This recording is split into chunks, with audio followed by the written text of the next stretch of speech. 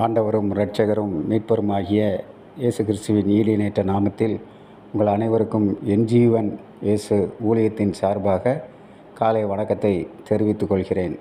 எங்கள் ஊழியத்தின் சார்பாக இன்றைய தேவ சத்தமாக எடுத்துக்கொண்ட வேத பகுதி யோசுவாவின் புஸ்தகம் 1ஆம் அதிகாரம் 9வது வசனம்.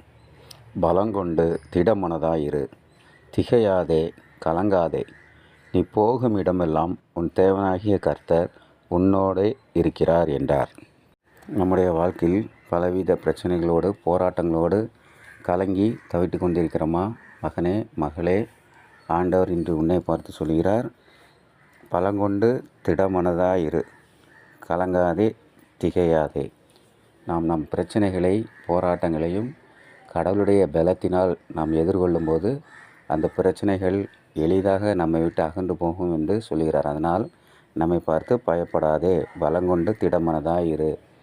கர்த்தருடைய பலத்தினால் நாம் எல்லா போராட்டங்களையும் எதிர்கொள்ளும்போது அது நமக்கு ஒன்றுமில்லை.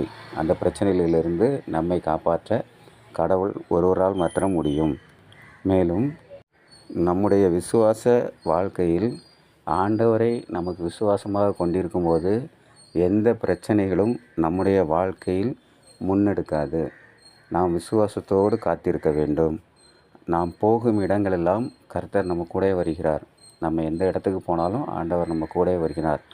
அதனாலே சொல்கிறார், பலங்கொண்டு திடமனதாயிரு, கலங்காதே, திகையாதே. நீ போகும் இடமெல்லாம் உன் தேவனாய கர்த்தர் உன்னோடு இருக்கிறார். அதனால் நாம் நம்முடைய வாழ்க்கையில் கலங்க வேண்டாம். பலங்கொண்டு திடமனதாக இருப்போம். நம் கர்த்தர் எப்போதும் நம்முடைய கூட இருக்கிறார். ஆமேன், ஆமேன்.